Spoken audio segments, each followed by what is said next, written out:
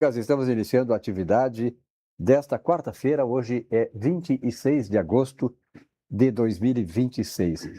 Este dia de agosto marca o dia do despachante, que tem um papel importante, né, na economia, na sociedade, nas relações, enfim. Parabéns àqueles que exercem esta gloriosa profissão.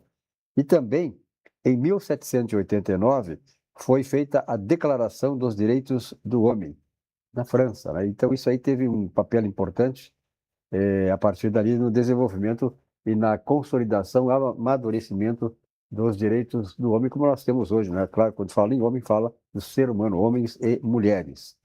Bom, a nossa atividade desta quarta-feira está recebendo aqui o Afonso Praça Batista. Eu confesso para vocês que o Afonso é uma figura que a gente sempre gosta de estar junto. Fazia hora que eu não conseguia um espaço aqui de compartilhar com ele o programa. Então, eu fico muito feliz, Afonso Praça Batista. E eu que fico muito feliz de te reencontrar e poder fazer parte da bancada. Infelizmente, as agendas estão sendo difíceis de conciliar com o programa, tendo em vista a questão dos compromissos profissionais, né? Mas hoje consegui vir e ter aí o teu comando, com certeza, é de grande valia para mim.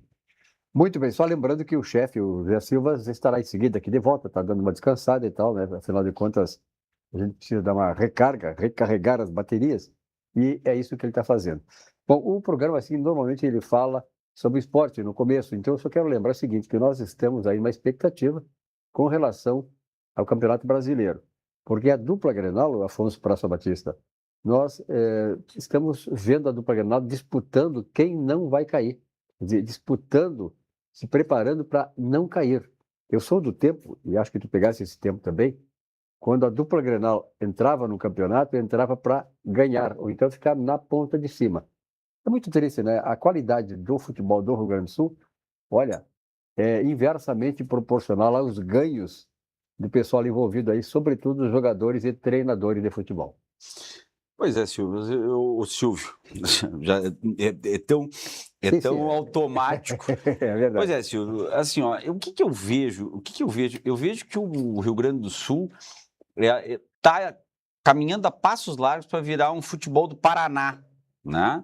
Futebol do Paraná que tinha lá o Coxa, né? O Atlético Paranaense, o Paraná parece que está sem divisão, né?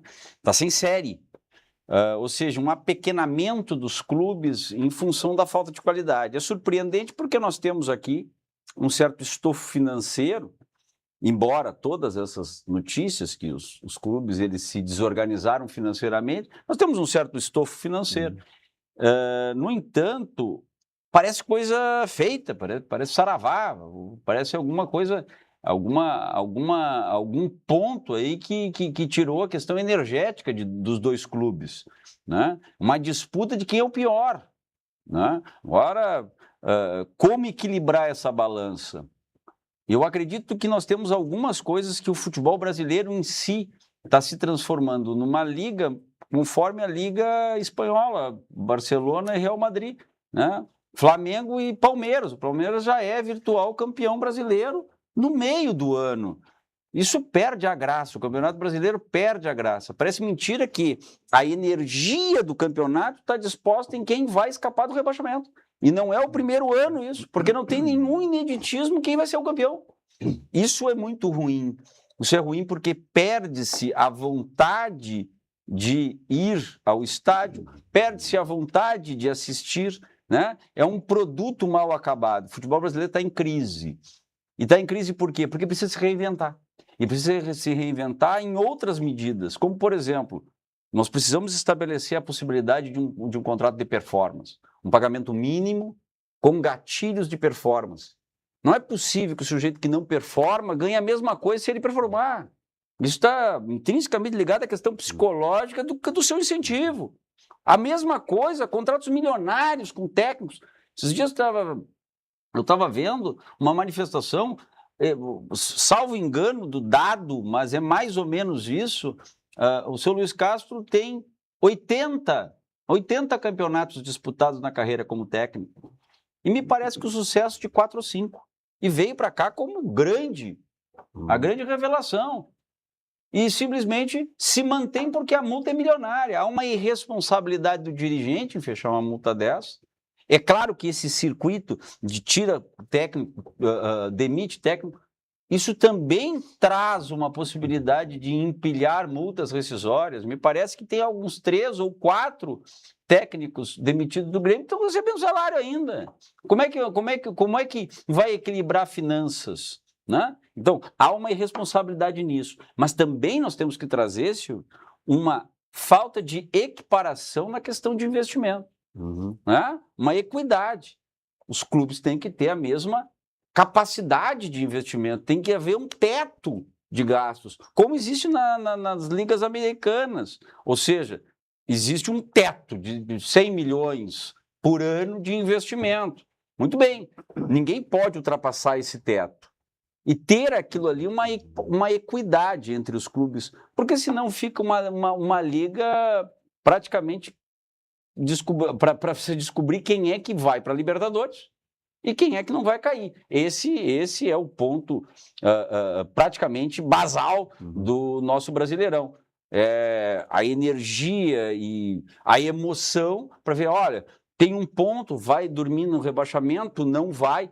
Isso diminui muitíssimo o futebol brasileiro. Uma das coisas que eu sempre coloco, Batista, e eu gostaria de ouvir a tua opinião, porque, embora não sejamos do esporte, eu já fui, mas tu tens umas ideias interessantes do ponto de vista de uma avaliação até sociológica, do ponto de vista do fenômeno futebol.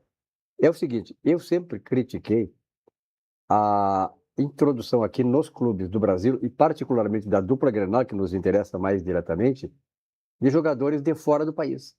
Técnicos de fora do país que não têm identidade com os clubes. Eu me lembro dos grandes Grenais lá atrás, quando não tinha um estrangeiro em qualquer dos times do Rio Grande do Sul. Os caras moravam aqui, eram daqui do interior de Porto Alegre e tal, e havia uma disputa. As cidades de onde eu me lembro que as cidades onde os jogadores eram, por exemplo, um cara de Bento Gonçalves, que era do Grêmio, a torcida de onde ele veio vinha aqui para vê-lo. Então havia uma disputa. Hoje não existe mais isso. Os caras estrangeiros não estão nem aí para o Grêmio, para o Internacional, para a história, para a competição. Quer dizer, então nós perdemos também esse viés. E isso é importante do ponto de vista da motivação e até da responsabilização dos dirigentes. Aí nós temos que trazer, então, um aprimoramento sociológico aí, como comparação. Nós estamos na época da futilidade, nós estamos na época do efêmero, do descartável, do modificativo, né? Daquilo que não tem por que investir, a gente pode trocar.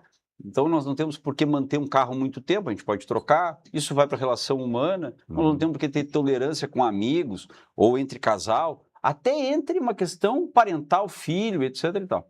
Né? Tem tantas pessoas que abandonam um filho e deixam isso descartável porque não está dentro do barco. Ou seja, o ser humano tem perdido cada vez mais a sua qualidade, muito ancorada em velhos hábitos tradicionais e conservadores que são muitas vezes efetivamente praguejados, dizendo, olha, nós temos que ser progressistas nesse ponto em que ninguém é de ninguém, todo mundo se querendo.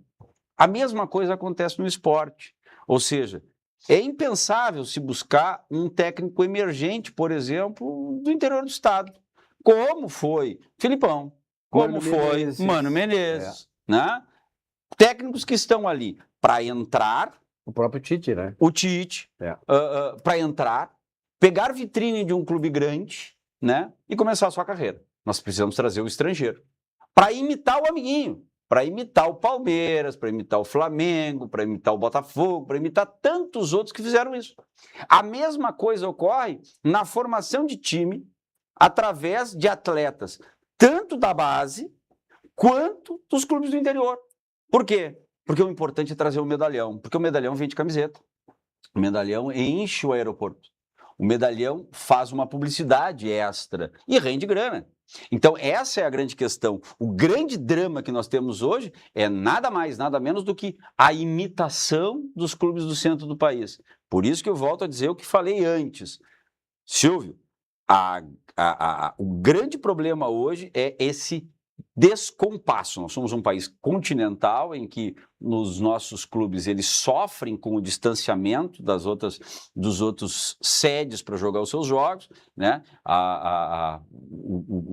Grêmio e o Internacional sofrem demais com o translado disso, além do mais de outras, né, de outros campeonatos, como a Libertadores, como a Sul-Americana, a Copa do Brasil, em que traz um sobrepeso de deslocamento, mas principalmente, a necessidade de se fazer uma continuidade de cultura do futebol em total imitação com os clubes do centro do país. Vamos lá. Um ponto importante nesse caso seria que ambos os clubes voltassem a constituir uma cultura de montagem com um projeto a longo prazo, ou seja, vamos montar um time, vamos demitir todos os medalhões, vamos mandar todos os estrangeiros embora. Agora trouxeram um meio-campista aí que está sendo criticado, né, há 3 ou 4 semanas aí, não sei, ele é croata? Croata, não joga nada, né? Então, meu Deus, será que nós não temos ninguém para fazer isso? Será que o Brasil não tem ninguém? Um grande problema que acontece no Rio Grande do Sul, não sei se no Brasil também, é o seguinte. Eu digo isso porque eu conheço muito, inclusive falei outro dia com o Tite sobre isso, né? O Tite vai seguidamente aqui no Parque Maria, tem um apartamento na frente do parque, e eu estou sempre lá e converso muito com ele. E estava conversando com ele sobre isso, quer dizer, o fato de a dupla Grenal, hoje ela não mais prospecta jogadores no interior do estado. Eu me lembro que lá em Uruguaiana tinha um representante do Grêmio e do Internacional. Bento Gonçalves, Caxias do Sul, Pelotas, Bagé, Santana do Livramento, os clubes mantinham seus consulados, e lá tinha um camarada que era digamos, o olheiro para ver se havia lá, por exemplo, o Lara, que fez história no Grêmio Porto Alegrense, era de Uruguaiana. E foi alguém lá de Uruguaiana que viu o Lara jogar e veio aqui e disse, olha, vai lá em Uruguaiana atrás do Lara. O Lara hoje, o Eurico Lara é o símbolo de um Grêmio vitorioso, um Grêmio extraordinário, e a partir dali se projetou nacional e internacionalmente. Então, falta esse interesse da dupla Grenal de voltar a prospectar no interior do estado, como tu disseste, quer dizer, tem muitas riquezas lá, muita gente boa que acaba passando, larga o futebol porque não tem incentivo. O meu filho mais novo, de 5 anos, Joaquim, está numa escola de futebol, inclusive foi uma escola de futebol bem badalada, com várias, é uma franquia ligada ao Ronaldo Fenômeno. Tem toda uma metodologia especial aquilo ali, sem sombra de dúvida, é bacana, eu acho que é interessante, inclusive ligado ao lúdico, as crianças brincarem e tal. Mas isso é muito criticado hoje na formação do jogador da base, porque foi-se o tempo, e se nós formos dar uma olhada, nós não encontramos mais campinhos de chão batido ou de verdade, grama só com os arcos, nós não encontramos mais isso. Ou então com os calçados de cada um, um canto, outro no outro, fazendo goleira. Exatamente, né? Se perdeu essa situação, pois ali nascia o craque. O craque era quem perdia o tampão do dedo no paralelepípedo chutando a bola, que jogava de pé descalço. Esse era o cara que ia para ali, era visto por um olheiro, um vizinho, alguém que pegava pela mão e ia fazer peneirão no Grêmio e no Inter. Esse cara perdeu. Hoje, a análise desse jogador, ela é encontrada dentro da escolinha. Ou seja, em vez de deixar a criança livre para fazer a sua jogada, para se inspirar, não. Eles pensam em trazer toda uma metodologia, né, filosófica, estabelecendo, inclusive, crianças que dá para ver que há um destaque naquilo ali, e os outros estão indo realmente para preencher espaço, mas, sobretudo, se perde a questão da genialidade. Nós adotamos o futebol espanhol, futebol europeu, o tic-tac, como nosso futebol, e é por isso que o Brasil não consegue performar em nenhuma Copa. Por quê? A diferença era que a nossa escola era uma escola do futebol arte, era uma escola da criatividade, era uma escola do drible, uma escola até do fome. O fominha, que era tão demonizado, é importante para desequilibrar, né? É importante para fazer a jogada genial. Isso se perdeu. E se perdeu por quê? Porque nós estamos querendo virar a Europa. Nós estamos querendo fazer um contrassenso à nossa escola principal. Isso é muito ruim. E isso que tu coloca é uma coisa importante. Veja bem, o que eu tenho dito aqui, ó. Ou seja, nós vimos os europeus jogar, achavam maravilhosa a forma, a imposição física, essa imposição física, a corrida e tal. Vamos copiar. Aí nós nem copiamos eles e perdemos a nossa essência do craque, do malabarismo com o futebol. Perdemos. querendo copiar os europeus. Sem ter copiado os europeus, que já seria uma afronta à questão da característica do brasileiro, nós acabamos perdendo. Qual é o jogador de futebol hoje? Fora o Ronaldinho, que já saiu e tal, mas jogador que hoje, tu olha e diz, pô, que craque de bola, o domínio, o drible e tal, não tem mais isso. Perdemos isso, porque era a essência do futebol brasileiro. Por quê? Quisemos copiar o futebol força do europeu. Mas volto a dizer, isso não é nascido no Rio Grande do Sul, isso não vem do Internacional e do Grêmio. O Internacional e do Grêmio copiam, né, uma tendência do centro do país. O centro do país traz isso.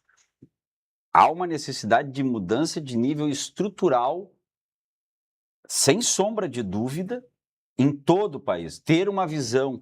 Olha o enfraquecimento, né? Santa Catarina, por exemplo, o Grêmio o Rio Grande do Sul está quase fechando a região sul. Nós sempre fomos respeitados, mas está quase fechando a região sul aí por times abaixo da média, né? Mas Santa Catarina nunca conseguiu despontar. Por quê? Por causa da questão geográfica. Santa Catarina tem uma divisão, inclusive, de cunho cultural entre o litoral e o oeste catarinense, que parece que não são as mesmas, que não são do mesmo cultura, estado. Né? Exatamente. Não há uma questão, né, de uma afinidade. Exato. Já São Paulo, Rio, Minas demonstra uma unicidade no que se refere à questão cultural e conseguiram formar vários pontos. Se nós formos pegar, por exemplo, a seleção brasileira da década de 30, 40, a base era toda Rio-São Paulo. E ali trazia aquela essência do futebol raiz. Isso acabou e duvido que volte. Agora, nós temos, o gráfico é descendente, Silvio. Se não tiver uma mudança estrutural, cultural e de tendência, inclusive contratual dos clubes, em se preservar a esta gastança desmoderada que eles acabam fazendo, tenho certeza, o futebol vai empobrecer cada vez mais e nós não teremos chance nenhuma perante os europeus na próxima Copa ou nas próximas Copas do Mundo. É verdade, já estamos perdendo terreno. Isso é importante, que o que nós estamos conversando aqui, aproveitando a competência e os conhecimentos do Dr. Praça Batista, exatamente, e é uma forma de analisar o futebol de uma maneira um pouco mais filosófica, porque a filosofia está introduzida em todas as coisas, né? Também está no futebol. Então, essas questões que dizem as realidades locais, regionais e nacional, elas acabam influindo, né?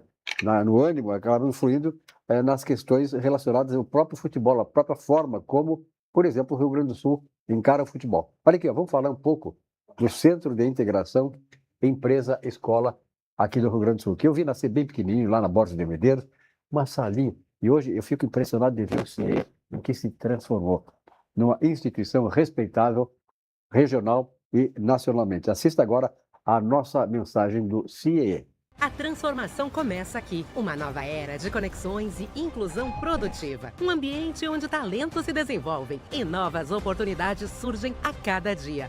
Nosso propósito permanece: aproximar gerações e construir oportunidades. Porque acreditamos que cada jornada profissional começa com um primeiro passo. E estamos aqui para guiá-lo. Uma nova versão do CIE-RS, onde as oportunidades se encontram. Olha aqui, pessoal, adubo Titica, fertilizante orgânico é Titica. Ele não é apenas um adubo como você imagina. É, na verdade, uma explosão de vida para o seu solo. Rico em nitrogênio, fósforo e potássio. A Titica desenvolve e devolve a matéria orgânica que o solo perdeu, é natural. Segura a umidade por mais tempo e faz a sua planta absorver nutrientes de maneira muito mais rápida. O resultado? Plantas mais fortes, raízes profundas e colheitas muito fartas. Recicle o que a natureza dá de melhor. Fertilizante Titica, a inteligência orgânica que transforma o seu solo e as suas flores. Produto atestado para a produção orgânica através do certificado Rama. Olha aqui, a parrilha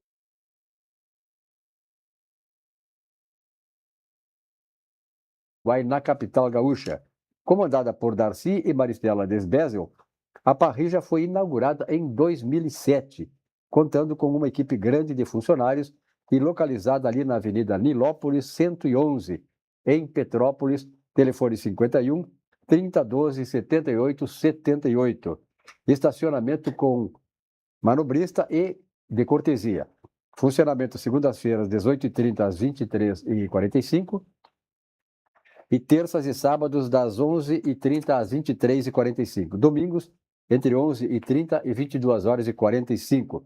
Confira o cardápio, as promoções, reservas, compras da bodega, entre outras informações, no Instagram, @parrijadelsul ou no site www.parrijadelsul.com.br. E vamos falar do nosso banco, Banrisul. Olha aqui, ó. A vida muda, os planos crescem e os negócios seguem em movimento. Em alguns momentos, o que faz a diferença é contar com o crédito do jeito certo, no tamanho exato. São soluções de crédito para pessoas físicas e jurídicas com diferentes modalidades, contratação simplificada e soluções de crédito com ótimas taxas. Tudo com a segurança de um banco que conhece você e entende o seu negócio. No Banrisul, tá com crédito. Saiba mais em banrisul.com.br/tá com crédito.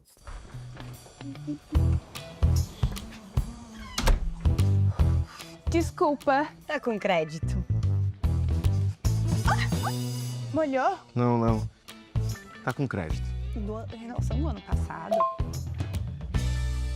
Desculpa, chefe. Tá com crédito. No Banrisul, muita gente está com crédito. Quer fazer aquela viagem? Vai decorar o apartamento. Quer quitar uma dívida? Tá com crédito Banrisul.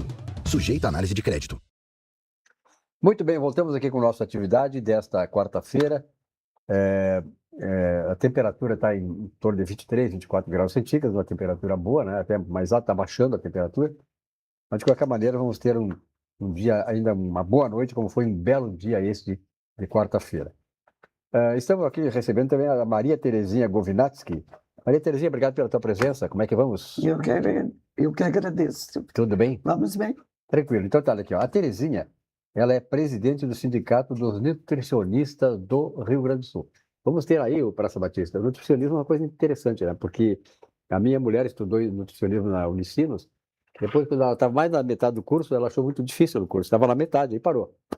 Mas o nutricionista tem um papel importante, né, na nossa alimentação, na orientação e tal. E a partir do estabelecimento de uma situação de maior propagação do nutricionista e da tarefa dele na sociedade, realmente nós evoluímos muito nessa questão.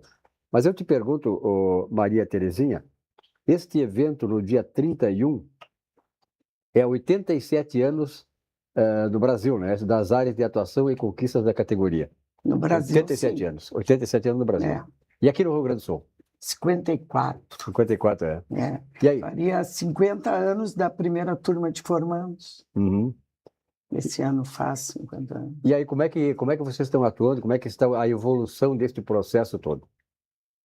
Olha, Silvia, eu vou te dizer uma coisa. A gente começou praticamente com 4 áreas. Uhum. A nutrição, depois passou para 6. Claro, né? Vai colocar a área do ensino, pesquisa.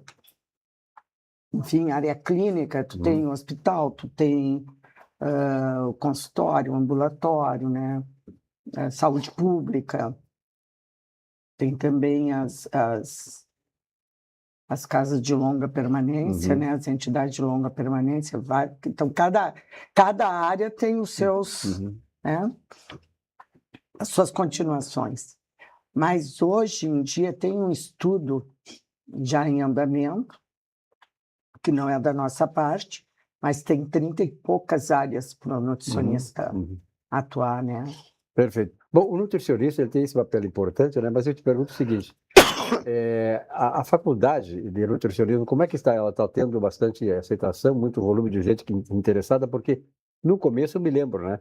Foi realmente um momento em que foi lá na década de 70, e a mulher estudava, como eu falei, e muitas amigas, muitas pessoas conhecidas se despertaram para o nutricionista, né? Sim. Para ser nutricionista. Então, como é que está essa questão? Foi um boom. Ainda exerce uma atração? Sim, porque quando começou a nutrição, a primeira faculdade, a universidade a tê-la, foi a Unicinos. Só Década de existia na 70. Unicinos. É 73, por aí, 72, 73. Por aí, foi na década de 70. Depois teve a Federal de Pelotas, depois o Unijuí, enfim, foi crescendo o campo, mas era muito difícil fazer, porque só tinha na Unicinos, né? Eu fiz na Unicinos. Eu sou filha da Unicinos, graças a Deus. Somos, E a Unicinos, inclusive, por muitos anos, ela esteve à frente, né, em termos de pesquisa e ensino de nutrição. Quando começaram as faculdades em Porto Alegre, dentro da PUC, dentro da URGS, da Fundação, aí teve um outro boom, porque aí estava em Porto Alegre. E ela é um campo muito interessante, porque é tu tratar a doença ou manter o bom estado de saúde através da alimentação.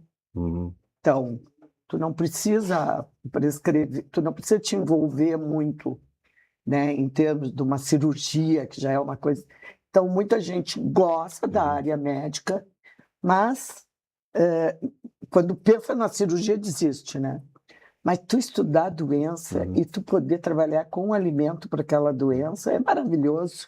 Hoje em dia, a internet, as redes sociais e tal, e até o despertar da curiosidade das pessoas, das facilidades que tem de comunicação. Eu estava vendo ontem um especialista, essa semana, um especialista a respeito disso, sobre o número de refeições por dia. Aí eles disseram lá que foi o fulano de tal que criou a necessidade de 3 refeições e tal. Como é que vocês veem essa questão hoje, que já evoluiu bastante a nutrição e tal, do aspecto, digamos assim, filosófico, do aspecto nutricional mesmo, né, da alimentação, da saúde em geral? Em geral, sempre a recomendação foi tu te alimentar várias vezes ao dia. A princípio, 6 refeições ao dia. Esse seria o ideal. 6 refeições? Com os lanches, né? Com os lanches. Seria o de jejum, teria um lanche no meio da manhã, teria o almoço, teria o café da tarde, teria a janta e muitas vezes a ceia. Eu seria gordo, se eu fosse assim, eu seria gordão, né? Porque não eu faço 3 refeições, só. E nos intervalos dela, um suquinho, um troço assim, mas não. Mas então, tu vai um suco, uma fruta, nos intervalos isso, porque a gente sempre repõe o que gastou. A gente não come para gastar, a gente repõe o que gastou. Tá, eu ouvi um especialista falar outro dia, questão do jejum, por exemplo. Defendendo o jejum, que o jejum é uma coisa até bíblica, né? O jejum desde os tempos bíblicos. E ele dizendo que o jejum é fundamental para a saúde. Por quê? Quando tu faz o jejum, a célula deixa de estar envolvida, né, com a alimentação, com degustar a alimentação, não é degustar, tu tem um termo técnico que tu sabe, mas enquanto tu está com a alimentação no estômago, as células todas estão envolvidas naquele processo da digestão. E não tem como ela ter outra função. Isso que o especialista está dizendo, não sou eu. Então, é preciso ter isso para as células boas captarem as células ruins. Uma forma de rejuvenescimento celular. Isso procede? Não. Um especialista famoso. Conforme, né? Que o jejum não pode passar fome. Senão tu não para em pé. Isso não pode. Há verdadeiros exageros e há muito modismo dentro da área da alimentação, até porque é uma coisa muito íntima de cada um. Todo mundo acha que sabe, mas se todo mundo soubesse, não precisava nem faculdade. Mas uma coisa, como o jejum, tu vai comer, tu vai fazer a digestão, o alimento vai sair do estômago. Jejum de quanto tempo? Como o jejum. O jejum não pode ser passar fome, entendeu? Qual é o tempo necessário, o ideal para o jejum? Que não pode ser mais nem menos. Olha, tem de 6 horas, tem de 12 horas. Uma alimentação normal. Tu faz as 6 refeições tranquilamente, porque aí tu vai ingerir menos volume, né? Muito bem, aqui eu vou fazer um intervalozinho, Batista, e depois eu vou perguntar para ti sobre a tua questão. Não é uma área boa para eu falar. Então, mas eu vou perguntar depois do intervalo, para Maria Terezinha, sobre o uso das canetas emagrecedoras, né? Ótimo. E as consequências, tem muita gente que está dando conta, outras estão aplaudindo, enfim. Vamos ver agora de uma especialista a respeito do assunto. E falarmos também em Green Benefícios. Benefícios para seu time e que facilitam a rotina do RH, dos recursos humanos? Pois é, na Green você encontra soluções em alimentação, refeição, mobilidade, premiação e o Green Saúde. E tem mais, contamos com parceiros que ampliam ainda mais o cuidado com a sua equipe. Contrate o Total Pass com a Green e aproveite as condições especiais, como 3 vezes grátis e até 3 dependentes sem custo adicional. Green Benefícios, muito mais do que um cartão. E sucos Petri, né? A Terezinha perguntou, por exemplo, antes de vir para cá, se ia ter sucos Petri na mesa. Aí ela veio correndo, né? Sucos Tô Petri, louca suco pra de tomar laranja. um suco. Então já te serve ali, ó, suco de laranja, sucos Petri. Na verdade, a sua sede pede saúde, pede, claro, o melhor. Pede sucos Petri. Suco de laranja, suco de uva. E agora temos a água de coco, 100% natural, sem adição de açúcares e conservantes. E, naturalmente, o Grupo Zafari é conhecido hoje nacionalmente e respeitado naturalmente internacionalmente também. Zafari, economizar é comprar bem. Eu nunca vi um mantra tão importante, né, que mostra exatamente o que é o Zafari. Economizar tem várias formas de economizar, inclusive comprar. Se você compra bem, você está economizando no Zafari. Veja a mensagem do Grupo Zafari. Todo mundo tem um jeito de fazer macarronada. A moda do chefe,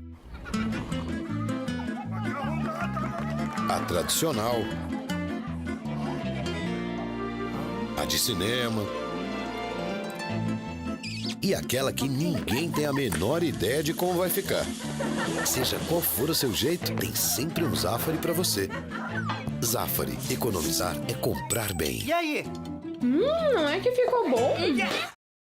E aí eu fui por aquele Muito lado. bem, olha aqui, vamos falar um pouquinho da TAP. A TAP, os encantos e a gastronomia das terras portuguesas. Transportes aéreos portugueses. De Porto Alegre a Lisboa, 11 horas de voo, saindo aqui do aeroporto Salgado Filho. Importante, né? Anote aí, tarifas civilizadas e aquele atendimento, né, que só os lusitanos são capazes de fornecer a bordo. Um atendimento de qualidade que só a TAP Linhas Aéreas possui. E o Sicredi que começou lá pequenininho, hoje é um grande banco, né? Ligado ao cooperativismo do Rio Grande do Sul e do Brasil. Olha, você que é empresário ou empresária, sabe que gerir um negócio exige tempo e parcerias confiáveis. No Sicredi, além de soluções como máquinas de cartões, crédito, cartões e Pix ilimitados, nos canais digitais você conta com atendimento próximo e personalizado. Aquele gerente que conhece você, conhece a sua empresa e está sempre muito por perto para ajudar. Passe em uma agência e descubra tudo o que o Sicredi pode fazer pelo seu negócio. Investir com Sicredi é ter planejamento financeiro para a vida inteira. É ter um portfólio de produtos com diversas oportunidades para cada momento. É ter a segurança que precisa para ver seus investimentos evoluírem com você. É ter sempre um especialista próximo que entende cada um dos seus objetivos. Investir com Sicredi ao longo da vida é ter com quem contar.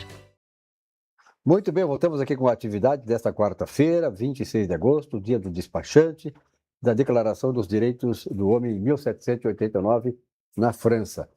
Quero dizer para vocês o seguinte, nós estamos falando aqui sobre canetas emagrecedoras. O Praça Batista usa a caneta, uma caneta para escrever. Né? Só. Só. Eu acho que nós estamos numa pressa enorme. As pessoas elas estão, sem sombra de dúvida, querendo... Correndo. Não, elas estão querendo abreviar os processos. É básico. Eles querem chegar o mais rápido possível naquilo que é necessário. Então, é caneta, é hormônio, né? Todas essas influências para o corpo perfeito, para aquele julgamento, etc. e tal. Eu, por exemplo, cheguei a pesar 108 quilos. E é claro que acabei por ter um relacionamento com uma médica, endocrinologista, que me deu alguns remédios, inclusive descobriu algumas comorbidades, como, por exemplo, resistência insulínica, né? E eu fiz uma reeducação alimentar que não é saudável. E eu sei que não é saudável, né? Porque eu como um bom café da manhã e vou só jantar. Eu faço o jejum do café da manhã, mas não sinto fome, não sinto a necessidade, né? E acabo também tentando tirar um pouco de carboidrato, etc. e tal. E baixei, então, dos 108 para 77, 78 quilos hoje. Então, às vezes a gente vai naquele extremo, o sujeito está gordo. Gordo parece uma questão depreciativa, então tem a gordofobia. Mas eu digo que tem a magrofobia. Porque hoje as pessoas não sabem me olhar e dizer assim, mas como tu tá magro? Mas como tu emagreceste? Pô, eu me sinto bem, né? Tá fechando a roupa, tá sobrando, né? E por causa dessa tendência. Imagine que a gente tem uma situação metabólica já mais preguiçosa a partir dos 30 anos. Estou errado? Depois dos 30 anos... É um pouquinho, assim, depois dos 30, mas já vai baixando. Vai baixando. O metabolismo vai baixando. Vai baixando. Então, tu já vai conseguir, já não vai processando aquilo ali. E no momento que se come por ansiedade, que eu acho que é um grande problema, por depressão, as pessoas às vezes ficam depressivas e não deixam de comer, acabam comendo mais para suprir uma válvula de escape, aí é um grande problema, né? Então, nós temos que acabar com a gordofobia, deixar as pessoas serem o que querem, assim como a magrofobia também deve ser acabada. Eu sofro. Terezinha, me lembro, eu sou lá da fronteira, em Uruguaiana, e é interessante como os padrões de saúde mudam, né, em relação à estrutura. Está envolvido com a cultura. A cultura. Então, por exemplo, meus parentes iam lá visitar os meus parentes, minha mãe é argentina, eles iam lá visitar os argentinos, e às vezes eu ficava em casa e tal, não ia. A gente jogava bola lá com o pessoal da Argentina e tal, meus primos. Então, aí eu chegava de lá e perguntava, como é que tá o pessoal lá? Mas gordos e lindos, que era uma maravilha. Então, a questão da gordura daquele tempo é gordo, então é saudável. Não é isso, né? Não, pelo contrário. Como tem magro doente, tem gordo. Eu assim, tipo, fobia do gordo, não. Nós, profissionais da área da saúde, a obesidade, ela é uma doença crônica. Não adianta fazer o uso da canetinha e não aprender a comer. Tu tem que aproveitar, porque as canetinhas foram um boom, né? Se a gente for ver o bem que fazem, mas tem que ser acompanhado. E outra coisa, tu não tem que deixar de comer. Esse é um grande problema que nós estamos vendo, das pessoas se sentirem mal porque tirou o apetite e as pessoas não comem. Não, aproveita agora, já que tu era uma pessoa ansiosa, tu não está tendo apetite, aproveita e faz correto. A obesidade é uma doença crônica e para acabar com a obesidade, somente as pessoas têm que ter na cabeça que é uma doença crônica. E tem que ter uma certa, digamos assim, uma disciplina no autotratamento, né? Eu te pergunto o seguinte, a respeito das canetas... Também não pode ter autotratamento, né? Tem que ser acompanhado. Claro, acompanhado, naturalmente. Com relação ao uso das canetas, que pessoas, para quem elas podem ser utilizadas e quem não pode utilizar? Bom, grávida eu não preciso dizer que não pode, né? Não, primeiro, ela foi idealizada para diabetes tipo 2, não tipo 1. É para o não insulino dependente, tá? E aí se viu o quê? Geralmente o tipo 2, a pessoa está além do peso que tinha que ter, tem resistência à insulina, enfim. E começaram a ver dos benefícios que trazia em termos de saúde no emagrecimento, a insulina, porque eles procuram fazer o papel do hormônio, que é um hormônio intestinal, antagonista ao glucagon. Glucagon é antagonista à insulina. Então, quando está muito alto a nossa glicose, entra o glucagon para diminuir a insulina. E aí tem uma série de efeitos do glucagon, que esse GLP-1, que é um hormônio intestinal, ele consegue manter a glicemia no nível correto, consegue fazer a insulina trabalhar como tem que ser, e uma grande coisa. Quando a gente tem jejum, já que a gente estava falando, me lembrei agora que é muito importante, o que nos dá A energia para o cérebro é a glicose. Então, se eu tomar canetinha e dose, que muitas... Começou, as pessoas, a maioria não iam ao médico, né? Não era acompanhado. E aí começaram a trazer problemas. Faz por sua conta, né? Comprava por conta, compravam muito, entre aspas, do Paraguai. Mercado negro. Né? Exatamente, que dava dinheiro, né? E outra coisa também importante. Por exemplo, se tu és hipertenso, tu toma medicação, parou de tomar medicação, o que que acontece? A pressão volta a subir. Sem dúvida. E a mesma coisa a obesidade. Enquanto tu está fazendo uso da caneta, tu vai manter aquele peso. E se exagerar, tu vai passar do que tu tem que ter, que é um grande problema. Por isso que tem que ser acompanhado, é um remédio. Ele age como um remédio. Parou o remédio, volta. Aí é de alto custo, agora vai ter pelo SUS, não sei como que vai funcionar isso. Acredito que vai ser meio restrito, vão ter bastante responsabilidade quando prescreverem, porque tem que haver acompanhamento. Então, de repente, tem pancreatite, desmaio, isso e aquilo. Perfeito. Olha que tem uma pergunta aqui da Maria Antonieta. Ela pergunta o seguinte: estou na menopausa. Como a nutrição ajuda nessa fase? E também, principalmente as mulheres que não podem usar a reposição. Vamos falar sobre isso depois do intervalo aqui, tá? Vamos. Lembrando que o Di Paolo, do tempero cuidadosamente preparado ao capricho de cada detalhe. Isso é o Di Paolo. Mais do que servir, o Di Paolo conta a história da imigração italiana na Serra Gaúcha. Uma celebração que une a excelência da culinária artesanal ao afeto da mesa da nona, com sabores autênticos e a alegria à vontade. Nosso propósito é entregar uma experiência memorável para a sua mesa. Di Paolo, alegria, cultura e fartura. Olha aqui, ovos orgânicos, sítio gigante, sistema que prioriza o bem-estar animal, em primeiro lugar. As galinhas são criadas soltas e, claro, com acesso às pastagens. A alimentação com insumos orgânicos e não transgênicos. Galinhas não recebem antibióticos, garantindo a pureza dos ovos. E titica, né? Lembrando que a titica é o adubo orgânico classe A. Adubo proveniente da cama de aviário, esterco mais serragem. Produto seco e compostado, rico em nitrogênio e carbono. E o laudo é emitido pela Universidade de Passo Fundo, atestando seu grau de pureza. Adubo registrado no mapa, com atestado para a produção orgânica, através de certificado de conformidade orgânica. Ovos e adubo com certificação orgânica, também emitido pela certificadora participativa Rama.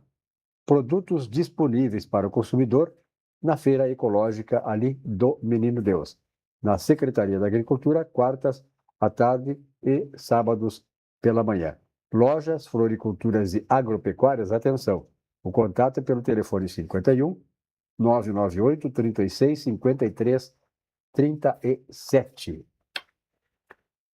E a olina, né? Problema, eu estou falando aqui em comida e tal, de alimentação, problema de digestão, problema estomacal, a olina resolve. A olina é a essência de vida. É um auxiliar digestivo indicado em casos de má digestão causada por excessos alimentares. Eu sempre digo que essa propaganda aqui, essa chamada da olina se adequa muito bem a um amigo meu chamado Vilmar Govinates, falando em excessos alimentares, né? Tu sabe muito bem, né? Laboratório VESP há mais de 100 anos. Um abraço, Vilmar Govinates. E Vinhos do Mundo, olha aqui, o Vinhos do Mundo, eu estive lá ontem, né? Realmente é uma adega lá grande, diversificada, vinhos de todo o mundo. Você tem ali na Getúlio Vargas 1135, a Alameda Lípio César 203 e Cristóvão Colombo 1493. Se beber, não dirija. Olha o que tem o tempo, não. O tempo está começando a ficar frio, então dá esse problema. Afonso, Praça Batista, alguma coisa a mais? Não, tocando na situação, esses tempos eu estava conversando com o doutor Carlos Isai aqui, e as pessoas não se dão conta. O fumante, a turma, a geração fumante, aquele fumante glamour, né? Nós mudamos as tendências, né? Essa envelheceu, e mostrou os efeitos colaterais. Pois essa geração saúde, maromba, não envelheceu ainda, né? São mulheres que transformam o seu corpo através de hormônio masculino em exagero, né? São homens que exageram demais na colocação de testosterona, também desequilibrando isso. Tem jovens morrendo com 22, 24, 30 anos por causa por causa da necessidade, da maldita busca desenfreada pelo corpo perfeito, por causa de um julgamento, né? As pessoas se preocupam muito pouco com o cérebro. Muito pouco cérebro. São vazias. Com a forma e não com o conteúdo. São vazias totalmente, não conseguem falar lé com cré, é uma coisa impressionante. Estou dizendo que as pessoas não têm que se preocupar com saúde, não estou dizendo que a forma não é importante, claro que é, mas o problema é que batem nessa situação como uma situação... É muito engraçado. As mulheres botam roupa de academia, aqui eu vou ser cancelado, tenho certeza. As mulheres botam aquela roupa de academia, né, e dizem que elas não são um objeto de cobiça, mas elas botam uma roupa que cola, que fica colada, que é feito a vácuo, né? E é óbvio que ela é vista e desejada como um pedaço de carne na frente do açougue. É óbvio. Então, há uma discrepância, há uma incoerência nisso. Mas essa geração de abuso dessas substâncias, ela não envelheceu ainda. Principalmente no que se refere à questão, aí, como eu sou metido, né? A questão da hipertrofia cardíaca, a questão disfuncional, toda relacionada à questão vascular, que, sem sombra de dúvida, o abuso. A vida importante é o equilíbrio. O remédio, o veneno é a dose. Então, o exagero traz exatamente isso. E traz mesmo, que descaracteriza, né, totalmente a própria anatomia do corpo. Não, impressionante, impressionante. Mulheres belas, que entram nessa roda de dopamina intermitente, só fica naquilo, elas se transformam em outras pessoas. Né? É impressionante. Pega elas jovens e daí vão fazendo aquele processo e olha, e a pessoa não se dá conta. Assim como a pessoa diz assim, tu emagreceste muito, eu não vi eu emagrecer, porque eu estou me olhando no espelho toda a vida. Então, a gente não vê a mudança. A percepção também. Não. E as pessoas têm pouca responsabilidade em tratar desse assunto como, inclusive, um assunto de cunho psicológico, né? Uma questão de saúde mental. Esta necessidade, a necessidade do corpo perfeito, a necessidade da valorização, do reconhecimento, de estar sendo com o ego inflado. E, às vezes o corpo perfeito são uma vaidade, que é um corpo que ficou feio, porque descaracterizou totalmente. Parece uma coisa meio... um problema de saúde, não um problema um problema de doença, não de saúde, entendeu? Sim. Porque é o exagero, né? E o modismo, porque teve essa geração saúde, foi muito batido, né? Tanto é que tu vê que todo mundo, a partir daquele momento, todo mundo caminhando em tudo que é lugar, que isso é bom, é saudável. O que não é saudável é o exagero. Agora, vocês estão vendo, claro, essa propaganda política que tem por aí, né? Agora, pelo menos, eles disciplinaram, tem toda uma fileira, assim, um ao lado do outro e tal. Tem aquelas propagandas, como é que chama aqueles... Os flyers. Em tudo espalhado pela cidade, em qualquer lugar. Não, agora foi disciplinado, eles ficam nas ruas e estão na beira das calçadas, mas alinhados. E tem hora, né? Tem hora. É de tanto a tanto. E uma coisa interessante, eu acho o seguinte, eu não vou dizer o nome aqui, mas tem umas candidatas aí que já estão na parada há 40 anos.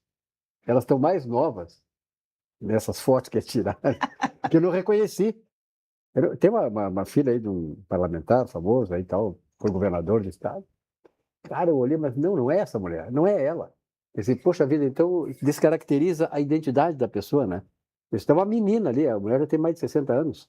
Quer dizer, essa coisa aí de fazer, de apresentar para se ver, para ser aceita, né? Ser elogiada e tal. E essa necessidade, como tu disseste, de agradar. É um preenchimento do vazio, né? No fundo é um preenchimento do vazio. É tão bonito tu saber aproveitar todas as fases da vida. Não acho que tu tem defeito, sou totalmente a favor que corrija, entendeu? Mas aquele exagero, Tu repuxa tudo. Aí na velhice, eu não sei se vocês lembram da Darcy, como era o nome dela? Dercy Gonçalves. Dercy Gonçalves, é. Quando ela envelheceu, começou a aparecer as marcas das tantas cirurgias que ela fez. Nas pernas, no rosto. Aí ela ficou mais velha do que ela realmente era. Devido ao exagero. Acho que com parcimônia, uma coisa sem exagero fica... A Deise ligou para cá agora, ela quer saber o seguinte: com a inflação impactando nas compras do supermercado, como a população consegue se alimentar para manter a saúde? Ela quer que faça essa pergunta para ti. Aí eu vou interromper antes. Comer saudável é caro. É verdade. Comer coisa saudável é caro. Começa por aí, infelizmente. Ela está perguntando como é que consegue se alimentar para manter a saúde com a impactação dos preços através da inflação. Realmente, isso eu dou razão para ela. Já é caro tu comer saudável. Tu vai ter que ter na tua mesa, tu vai ter que ter legumes, tu vai ter que ter as hortaliças todas, né? Claro, variando. Que não é uma coisa barata. Já viu como é cara? A hortaliça é muito cara. E ela não dura, né? Se não for bem armazenada, ela não dura. Tu vai ter o carboidrato, tu vai ter que ter a carne e a carne. Né? Que tu pode variar, tu pode comer frango, peixe, o preço do peixe. Caríssimo. Impressionante, é uma atividade extrativista. Eu 2 vezes por semana eu como não peixe. Tem que alimentar o gado. Quantos anos alimentam o gado? Agora vai lá, pega o peixe, é extrativo. Mas tá muito caro as coisas, muito caro mesmo. E não é só caro aqui na cidade. Eu sei que e não é sensação, né? Não é percepção, né? Não é percepção, como diz aquela nossa famosa comentarista. Tu vai no litoral mesmo, ali onde tem junto aos pescadores, é o preço daqui.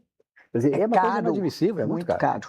Então, às vezes não adianta tu ir lá comprar direto dos pescadores, é o mesmo preço. Bom, na lista de alimentos dizem que o ovo, que foi tão vilão, hoje ele é uma fonte de proteína. Mas exagero, ele se torna vilão igual, como a carne se torna, como... Quantos ovos para comer por dia, então? Tem essa... 2 ovos equivale a um bife de 90 gramas, mais ou menos. É o que eu Mas como. tu não pode passar a comer ovo toda hora, reviria, né?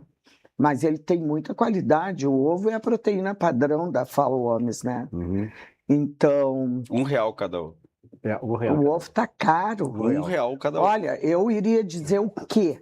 Se fosse, vamos voltar como era. Todo mundo com galinha, um lugar onde tenha galinha, onde tu possa plantar... A galinha, ela dá mais na planície, mas agora tem no Planalto também, não tem? Na planície tem, mas no Planalto também tem, né? Tem galinha. A galinha tem em qualquer lugar, né? Não, eu acho que assim, por exemplo, quando eu prescrevo alimentação, seja para a pessoa que quer manter o peso, seja para o desenvolvimento da criança, seja para emagrecer, seja para diabetes, seja para problema hepático, renal, enfim, eu sempre dou opções. É importante, né? E como eu faço também nutrição clínica social, é uma coisa que eu sempre cuido. Esses dias eu peguei uma prescrição que estavam numa vila prescrevendo castanha do Pará. Não, vamos combinar. Castanha do Pará? Por favor, né? Castanha do Pará, porque tinha cálcio e a criança tinha intolerância. Para terminar essa entrevista contigo, maravilhosa entrevista, eu acho importante esses assuntos que são práticos do nosso dia a dia. Qual é a hora mais tardar para jantar? Olha, tu jantar e dormir, porque tu tem que fazer a digestão, não é bom tu comer e deitar. Né?